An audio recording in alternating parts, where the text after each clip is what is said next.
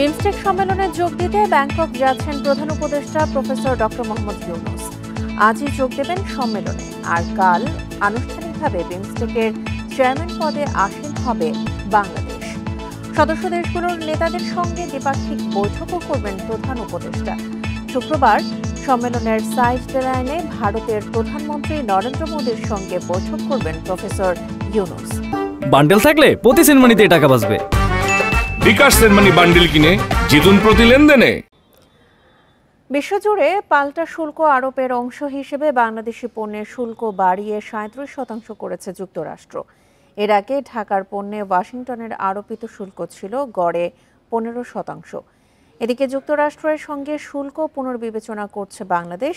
এই বিষয়ে ইতোমধ্যে কাজ শুরু করেছে জাতীয় রাজস্ব বোর্ড, জানিয়েছেন প্রধান উপদেষ্টার প্রেস সচিব শফিকুল আলম। যুক্তরাষ্ট্রের দাবি, মার্কিন পণ্যে বাংলাদেশের আরোপিত শুল্ক 74%, ভারতের পণ্যে 26% এবং পাকিস্তানে 29% শুল্ক আরোপ করেছে ট্রাম্প। চীনা পণ্যে রয়েছে 34% শুল্ক, ইউরোপিয়ান ইউনিয়নকে গুনতে হবে 20%। এছাড়া 10% শুল্ক দেওয়া হয়েছে যুক্তরাজ্যের পণ্যে। ট্রাম্প এই শুল্ক আরোপের নাম দিয়েছেন লিবারেশন ডে ট্যারিফ। তালিকাভুক্ত দেশগুলো মার্কিন পণ্যে অন্যায্য শুল্ক আরোপ করেছিল বলে জানান তিনি। নতুন শুল্ক আগামী 9 এপ্রিল থেকে কার্যকর হতে পারে।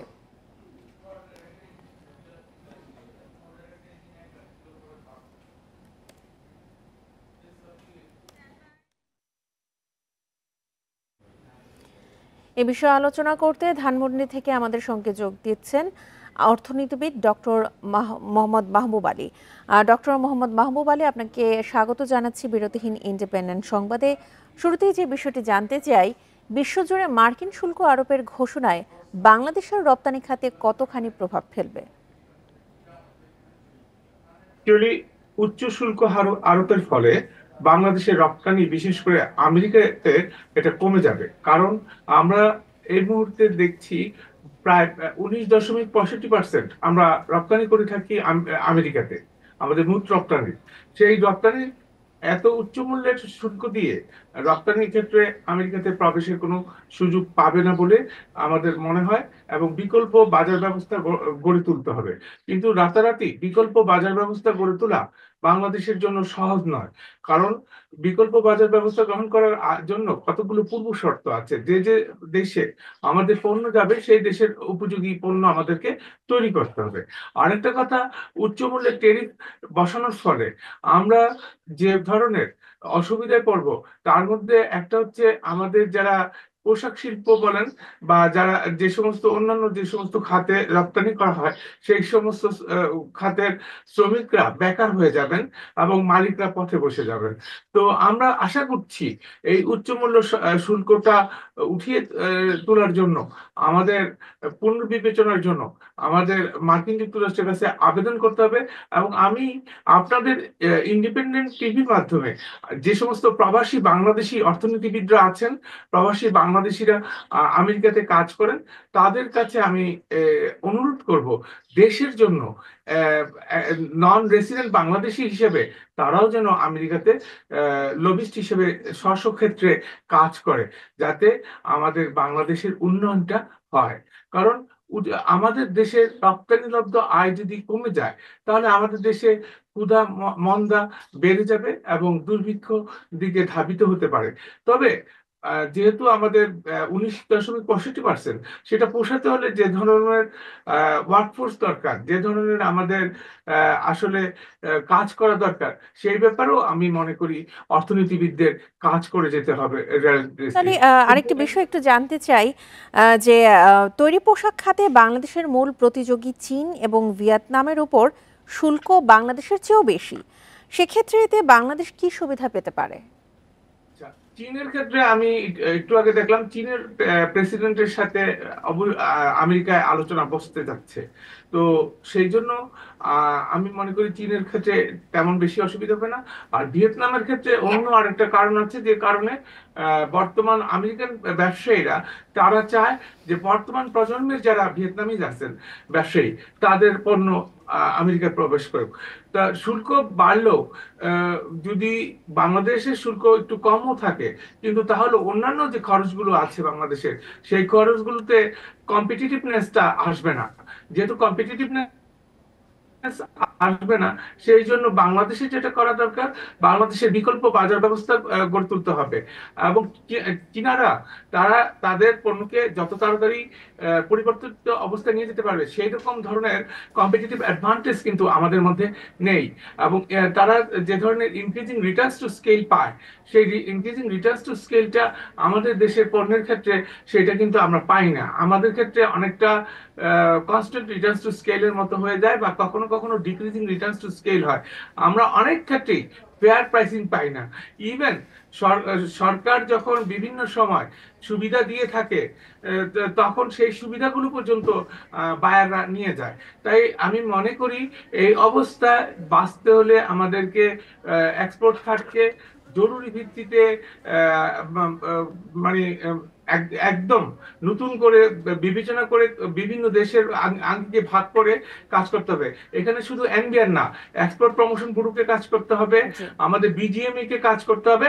এবং এখানে দেশকে বাঁচাতে হলে আমাদের সবাইকে সেন্টিমেন্ট ভুলে আরেকটি বিষয় একটু ছোট করে জানতে চাই আপনার কাছে, শুল্ক আরোপের পরে যুক্তরাষ্ট্রের সঙ্গে শুল্ক পুনর্বিবেচনার করার কথা জানিয়েছেন প্রধান উপদেষ্টা প্রেস সচিব। সেক্ষেত্রে যুক্তরাষ্ট্রের পণ্যের উপরে শুল্কে কি ধরনের পরিবর্তন আনলে সেটি সহায়ক হবে? আমি এইখানে কোনো প্রতিশোধ স্পৃহা আমি বিশ্বাস করি না। কারণ এতে আমরা আমাদের যুক্তরাষ্ট্র থেকে যে আমদানিতব্য দ্রব্য, সেটা আমরা, ইট ইজ নট লাক্সারিয়াস। দুই একটা কার্ড থাকতে পারে, কাউন্টার ভেন্ডিং টেকনিক থাকতে পারে, কিন্তু আমি যদি ওখানে যাইয়া আমার তাদের দেশ থেকে যেগুলো আমরা আনি, রপ্তানি করি, আমাদের দেশে যেগুলো রপ্তানি করি, সেগুলোর উপর যদি বসাই, তাহলে আমাদের দেশের অভ্যন্তরীণ যে সমস্ত গ্রাহকরা আছেন, ক্রেতারা আছেন, তারা বরং ক্ষতিগ্রস্ত হবে। ধরুন আমরা যদি পাম অয়েলের উপর ট্যারিফ বাড়িয়ে দিই, তখন যেটা হবে, আমাদের ট্যারিফের রেটটা বেড়ে যাবে। আমরা যদি আমেরিকা থেকে যে সমস্ত দ্রব্য, সফিস্টিকেটেড আইসিটি দ্রব্য আসে, সেগুলোর উপর যদি আমরা অতিরিক্ত ট্যারিফ বসাই, তাহলে সেটা উল্টো আমাদের যে সমস্ত ডোমেস্টিক কাস্টমার আছে, তারা ক্ষতিগ্রস্ত হবে।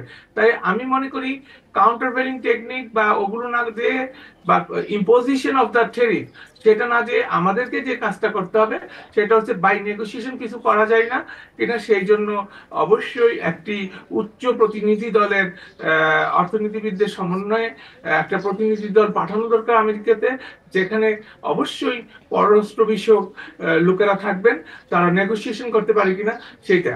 আরেকটা জিনিস হচ্ছে, আমাকে অবশ্যই মনে রাখতে হবে যে একটা দেশ যেখানে আমার একসময় 60% আমরা রপ্তানি করতাম, গার্মেন্টস শ্রমিকরা, গার্মেন্টস প্রোডাক্ট, সেইখানে এখন এটা কমে গেছে। কমে গেলেও এটা টোটালিটির ভিত্তিতে এটা আছে 20%। সেখানে 20% যে আছে, এই 20%কে তো আমাকে ধরে রাখতে হবে।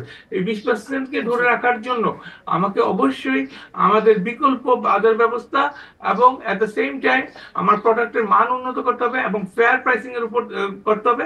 আরেকটা হচ্ছে, আমাদের কোনো হ্যাঁ গার্মেন্টস এর বিক্রেতা আছেন যারা অনেক সময় আনফেয়ার মিন্স করেন, তারা যাতে ওভার ইনভয়েসিং বা আন্ডার ইনভয়েসিং না করে, সে ব্যাপারে অবশ্যই আপনি একটু আগে বলছেন এনবিআর কাজ করছে, জি ডক্টর সেটা আলী, এনবিআর এবং কাস্টম থেকে কাজ করতে হবে। আপনার বক্তব্য একেবারেই স্পষ্ট। আপনাকে অসংখ্য ধন্যবাদ আমাদেরকে সময় দেওয়ার জন্য। বে of Bengal initiative for multi-sectoral technical and economic cooperation BIMSTEC সম্মেলনে যোগ দিতে ব্যাংককে যাচ্ছেন প্রধান উপদেষ্টা প্রফেসর মোহাম্মদ ইউনূস। হযরত শাহজালাল আন্তর্জাতিক বিমানবন্দর থেকে সকাল 9টায় বাংলাদেশ বিমানের একটি ফ্লাইটে তিনি ঢাকা ছাড়েন। জানা গেছে, প্রধান উপদেষ্টা বিমস্টেক সদস্য রাষ্ট্রগুলোর নেতাদের সঙ্গে দ্বিপাক্ষিক বৈঠক করবেন।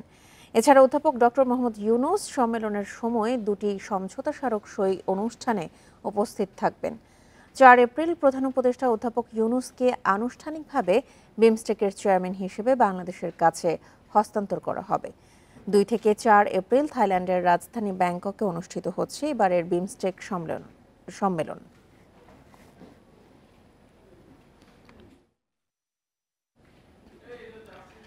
সব জল্পনা কল্পনার অবসান ঘটিয়ে প্রধান উপদেষ্টা ডক্টর মোহাম্মদ ইউনূসের সঙ্গে বৈঠকে বসতে যাচ্ছেন ভারতের প্রধানমন্ত্রী নরেন্দ্র মোদি। বার্তা সংস্থা ইউএনবি জানায়, শুক্রবার থাইল্যান্ডে বিমস্টেক সম্মেলনের ফাঁকে বৈঠকে বসবেন তারা। বুধবার বিকেলে ফরেন সার্ভিস একাডেমিতে প্রধান উপদেষ্টার বিশেষ প্রতিনিধি ডক্টর খলিলুর রহমান জানান, রোহিঙ্গা প্রত্যাবাসন নিয়েও সংশ্লিষ্টদের সঙ্গে আলোচনা হবে। থাইল্যান্ডের ব্যাংককে বসছে ষষ্ঠ বিমস্টেক শীর্ষ সম্মেলন। এতে অংশ নিচ্ছেন বাংলাদেশ, ভারত, ভুটান, নেপাল, মিয়ানমার, শ্রীলঙ্কা ও থাইল্যান্ডের শীর্ষ নেতারা। এবারের সম্মেলনে বিমস্টেকের চেয়ারম্যানের দায়িত্ব নেবেন প্রধান উপদেষ্টা ডক্টর ইউনূস। আঞ্চলিক সহযোগিতার অংশ হিসেবে শীর্ষ নেতাদের সঙ্গে আলোচনা করবেন তিনি। সম্মেলনের ফাঁকে বৈঠক করবেন ভারতের প্রধানমন্ত্রী নরেন্দ্র মোদির সঙ্গেও। আমরা আশা করছি যে অন্যান্য সকল সদস্য রাষ্ট্রের শীর্ষ প্রতিনিধি এই সুযোগে তার সঙ্গে বিমস্টেকের আগামী দিনের কাজকর্ম নিয়ে আলোচনা করবেন। এটা হয় কিন্তু স্বাভাবিক। সেই কারণে আমরা ভাবছি যে এই সাক্ষাৎটা হওয়ার সম্ভাবনা অনেকটুকুই আছে। ভূমিকম্পের কারণে মিয়ানমারের জাতীয় শোক থাকার কারণে সেখানকার জান্তা সরকারের প্রধান এবারের সম্মেলনে উপস্থিত থাকবেন কিনা সংশয় রয়েছে। তবে রোহিঙ্গাদের প্রত্যাবাসন নিয়ে আলোচনার কথা রয়েছে বিভিন্ন দেশের শীর্ষ নেতাদের সঙ্গে। রোহিঙ্গা বিষয় বা এই ধরনের রাজনৈতিক বিষয় আসলে বিমস্টেকের চার্টারে নেই, সুতরাং এগুলো আলাপ করবার পরিসরটা আমরা পাবো না। তাই বলে যে আমরা এই প্রসঙ্গে একেবারেই চুপচাপ থাকবো তা নয়। আমরা চেষ্টা করব যারা বিভিন্ন পক্ষ আছেন তাদের সঙ্গে আলাপ করতে। আমি ইতিমধ্যে সকল পক্ষের সঙ্গে আমার যোগাযোগ রেখেছি। আমি এগুলোর অনেক কিছু এত স্পর্শকাতর, এগুলো হচ্ছে অনেকটা এক্সেলের উপর হেঁটে যাওয়ার মতো।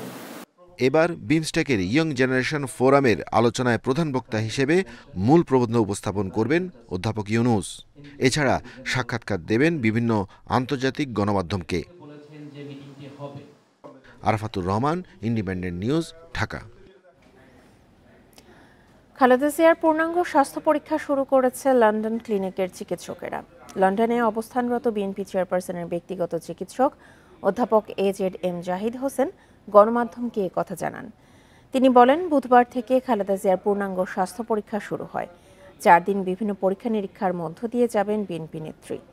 এর মধ্যে বেশিরভাগ পরীক্ষার জন্য বাসায় আসবেন চিকিৎসকরা, তবে কয়েকটি পরীক্ষা হতে পারে ক্লিনিকে। এগুলোর রিপোর্ট পর্যালোচনা করে চিকিৎসকরা পরবর্তী সিদ্ধান্ত নেবেন। খালেদা জিয়া আগের চেয়ে ভালো আছেন বলেও জানান জাহিদ হোসেন।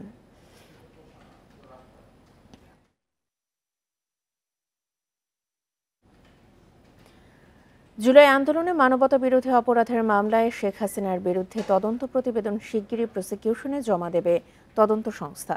এরপরই যাচাই বাছাই শেষে চূড়ান্ত প্রতিবেদন ট্রাইব্যুনালে জমা দেবে তারা। প্রসিকিউশনে খোঁজ নিয়ে জানা যায়, এখনও এই মামলার পূর্ণাঙ্গ তদন্ত প্রতিবেদন আসেনি, তবে ঈদের ছুটির পর জমা হতে পারে। এর আগে চিফ প্রসিকিউটর জানান, এরই মধ্যে আশুলিয়ায় 6 মরদেহ পোড়ানোর ঘটনার তদন্ত রিপোর্ট জমা হয়েছে। এছাড়া শেখ হাসিনার মামলা সহ আরও কয়েকটি মামলার তদন্ত শেষের দিকে।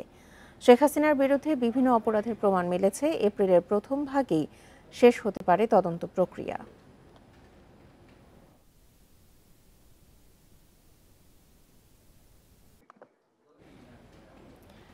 এবছর স্বস্তির রমজান ও ঈদ উদযাপনে খুশি দেশবাসী। ঈদ যাত্রায় ভোগান্তি নেই। বিগত বছরগুলোর তুলনায় দুর্ঘটনা ও হতাহত নেমেছে অর্ধেকে। ঈদ কেন্দ্রিক বিশৃঙ্খলার ঘটনাও তুলনামূলক কম। ঈদের দিনে নানা আনন্দ উৎসব যোগ করেছে নতুন মাত্রা। বিশ্লেষকরা বলছেন, নির্দলীয় সরকারের উদ্যোগে স্বস্তির ঈদ উদযাপন চ্যালেঞ্জ ছুড়ে দিয়েছে ভবিষ্যতের রাজনৈতিক সরকারকে। ঈদের নামাজ শেষে প্রোটোকল ভেঙেছেন তিনি। মানুষের বাঁধ ভাঙা ভালোবাসায় সরকার প্রধান হিসেবেও নেমে আসেন সাধারণের কাতারে। আম জনতার হাতে হাত মিলিয়ে অনন্য নজির স্থাপন করেন অধ্যাপক ডক্টর মোহাম্মদ ইউনূস। 5 আগস্টের পর নানা প্রতিবন্ধকতায় বারবার হোঁচট খেয়েছে ডক্টর ইউনূসের অন্তর্বর্তী সরকার। তবে চমক দেখিয়েছে রমজানে দ্রব্যমূল্য নিয়ন্ত্রণ, নিরবচ্ছিন্ন বিদ্যুৎ সরবরাহ আর ঈদযাত্রায় ভোগান্তি কমিয়ে। এবার ঈদ এবং রমজানটা অবশ্যই অনেক স্বস্তির, কারণ আমরা যখন দেখলাম যে রেগুলার হচ্ছে দ্রব্যমূল্যের একটা মনিটরিং ছিল। অবশ্যই স্বস্তির ঈদ, কারণ সব দিক থেকে সমস্ত কিছু স্মুথলি হচ্ছে। স্বস্তির ধারাবাহিকতা ঈদ উদযাপনেও। সড়ক, রেল ও নৌপথের ঈদযাত্রায় ভোগান্তি কম হওয়ায় খুশি যাত্রীরা। আইনশৃঙ্খলা বাহিনী সহ সব কর্তৃপক্ষের সমন্বিত তদারকি বাড়িয়েছে স্বস্তির মাত্রা। যান চলাচলের নিয়ন্ত্রণ খুবই সিস্টেমেটিক লাগছে এবার আমার কাছে, আর সব মিলিয়ে ঈদ আসলে ভালো ছিল। ঈদে যে এবার আমাদের বাড়ি ফেরার যে বিষয়টা ছিল সম্পূর্ণ নিরাপদ ছিল, কোথাও কোনো যানজট ছিল না। অন্যান্য বছরগুলোর তুলনায় এবার ঈদের 3 দিনে সড়ক দুর্ঘটনায় হতাহতের সংখ্যা নেমেছে অর্ধেকে। আমাদের প্রাণহানির সংখ্যা অন্যান্য বছরের প্রায় অর্ধেক বলা চলে। চাঁদাবাজি ও নৈরাজ্য বন্ধ হলে মানুষের হয়রানি বন্ধ হয়ে যায়। এবারের ঈদ যাত্রা এটি প্রমাণ করেছে। ঈদের নামাজের পরপরই সুলতানি ও মুঘল আমলের ঐতিহ্যে এবারই প্রথম রাজধানীতে 3টি ব্যতিক্রমী ঈদ আনন্দ র্যালি, পাপেট শো আনন্দ মিছিলে বাড়তি আনন্দ যোগ করে। উচ্ছ্বাস ছুঁয়ে গেছে রাজধানী সহ সারা দেশের ঈদ মেলা ও সাংস্কৃতিক অনুষ্ঠানের আয়োজনেও। 15-20 বছর ধরে আমরা এরকম স্বস্তি পাই নাই। এবার যতটুকু স্বস্তির মধ্যে ঈদ করলাম, শান্তি বলেন, সিকিউরিটি বলেন, কোনো ঝামেলা না, দ্রব্যমূল্য নাঙ্গালের ভিতরে। এরকম ঈদ আমি দেখি নাই অনেস্টলি। এই ইদানিং বাংলাদেশের হিস্ট্রিতে এত সুন্দর, যারা এইটা ঈদটা এত সুন্দর করার জন্য যারা প্রয়াস করে, যারা খেটেছেন, যারা তাদের সমস্ত এফার্ট দিয়েছেন, তাদের সবাইকে আমাদের পক্ষ থেকে স্যার। বিচ্ছিন্ন কিছু ঘটনা ছাড়া রমজান ও ঈদে আইনশৃঙ্খলা পরিস্থিতিও তুলনামূলক স্বস্তিদায়ক। পুলিশের তথ্য বলছে, রাজধানী সহ সারা দেশে চুরি, ডাকাতি বা ঈদ কেন্দ্রিক বিশৃঙ্খলার ঘটনা বিগত বছরগুলোর তুলনায় অনেকটাই কম। রেজওয়ানুল হক, ইন্ডিপেন্ডেন্ট নিউজ, ঢাকা। সাবেক এমপি শফিউল আলম চৌধুরী নাদেল ও সিলেট সিটি কর্পোরেশনের সাবেক মেয়র আনোয়ারুজ্জামান চৌধুরীর বাসায় হামলা ও ভাঙচুর করা হয়েছে। বুধবার সন্ধ্যায় এসব হামলার ঘটনা ঘটে। পুলিশ জানায়, কয়েকজন মিছিল নিয়ে নগরীর হাউজিং এস্টেট এলাকায় শফিউল আলম চৌধুরী নাদেলের বাসায় ঢুকে পড়ে। এ সময় বাসার সিসি ক্যামেরা সহ মালামাল ভাঙচুর করে। এছাড়া সন্ধ্যা 7টার দিকে নগরের পাঠানটুরা এলাকায় সাবেক মেয়র আনোয়ারুজ্জামান চৌধুরীর বাসায় হামলা হয়। এ সময় আসবাবপত্র ভাঙচুর করে হামলাকারীরা। খবর পেয়ে ঘটনাস্থল পরিদর্শন করে পুলিশ।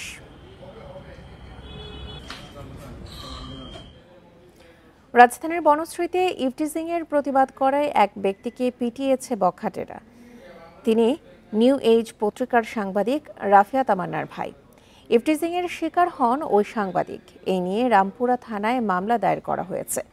ভারপ্রাপ্ত কর্মকর্তা আতাউর রহমান আকন্দ জানান, রাত 9টার দিকে একটি দোকানে জুস খেতে যান রাফিয়া তামান্না, তার ছোট ভাই এবং ডেইলি স্টারের সাংবাদিক মাশফিক। এ সময় এলাকার কয়েকজন বখাটে ছেলে রাফিয়াকে ইভটিজিং করে। এর প্রতিবাদ করে বখাটেরা রাফিয়ার ছোট ভাইকে মারধর করে। ভাইকে বাঁচাতে গেলে হামলা হয় তামান্নার ওপরও। এ সময় সাংবাদিক পরিচয় পেয়ে হুমকিও দেয় বখাটেরা।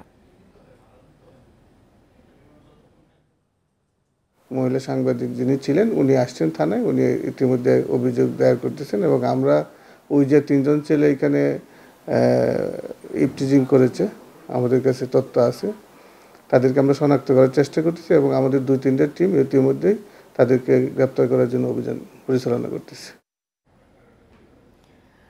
মাদারীপুরের শিবচরে সাইদ মোল্লা নামে এক বৃদ্ধ ভ্যান চালককে গলা কেটে হত্যা করা হয়েছে। এই ঘটনায় সৈকত ঢালি নামে এক যুবককে আটক করেছে পুলিশ। বুধবার রাতে উপজেলার তালতলা এলাকায় এই ঘটনা ঘটে।